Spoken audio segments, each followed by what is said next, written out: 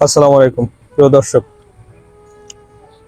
নবম pay scale নিয়ে প্রথম দিকে যে গুঞ্জন শোনা গিয়েছিল যে পে স্কেলটা বাস্তবায়ন হবে 3 ধাপে, অর্থাৎ প্রথম 26, 27, 28 বছরে বাজেটের আপনার বেসিকের 50% বৃদ্ধি করবে।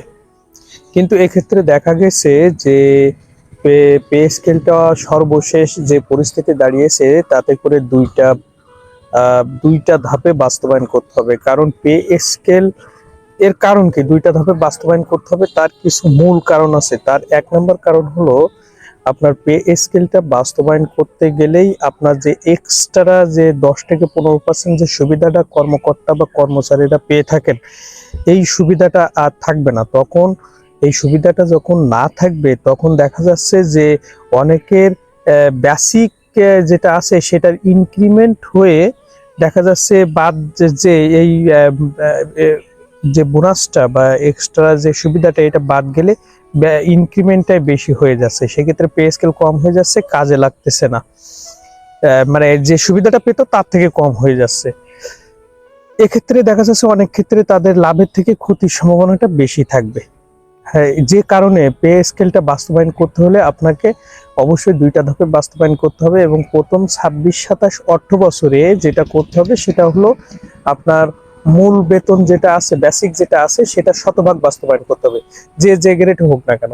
এটা করার পরে আপনার দ্বিতীয় বছর যে হয়তো আপনার যে আনুষঙ্গিক বাড়ি ভাড়া, যাতায়াত ভাতা, চিকিৎসা ভাতা, যে ভাতাগুলো আছে, শিক্ষা ভাতা, এইখানে আপনার ধাপ করতে পারেন বা কিছুদিন পর পর বাস্তবায়ন করতে পারেন, সেটা পরের ব্যাপারে। এটা সিদ্ধান্ত নেবে মন্ত্রিসভা, উচ্চ পর্যায়ের সচিব কমিটি। তারা কিন্তু অলরেডি তাদের যে খসড়া যে সুপারিশমালা সেটা কিন্তু চূড়ান্ত করে ফেলেছেন। আর হয়তো অল্প কয়েকদিনের ভিতরে এটা ফুল চূড়ান্ত হয়ে যাবে এবং এই মাস অর্থাৎ জুলাইয়ের শেষের দিকে এটা মন্ত্রিসভার অনুমোদনের জন্য পাঠানো হবে।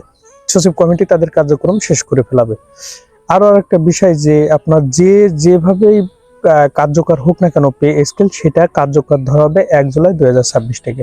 অর্থাৎ আপনার কিন্তু বকেয়া একটা বেতন কিন্তু থেকে যাবে। এই সরকার কিন্তু এই বেতনটা আপনার যে মাসে কার্যকর হবে বা প্রজ্ঞাপন জারি হবে, যে মাসে বেতন দেবে সেই মাসের সাথে সংযুক্ত করে দেবে। হয়তো বেতনটা পেতে আপনার 2026 সালের সেপ্টেম্বর বা অক্টোবর সময় লেগে যেতে পারে, কিন্তু আপনি এই বেতনটা পাবেন। অর্থাৎ আপনি এখন পে স্কেলের আওতায় চলে এসেছে। এখন প্রজ্ঞাপন জারিটার বিষয়ে আগামী আগস্ট মাসের মাঝামাঝি সময়, অর্থাৎ দ্বিতীয় সপ্তাহের দিকে নির্ধারণ করা হয়েছে প্রাথমিকভাবে। দেখা যাক এখন কত দ্রুত এই কার্যক্রম শেষে প্রধানমন্ত্রী জনাব তারেক রহমানের কাছে এই সুপারিশমালা দেওয়া যায় অনুমোদনের জন্য। দর্শক, ভালো থাকবেন। এই ছিল এখনকার মতো তথ্য।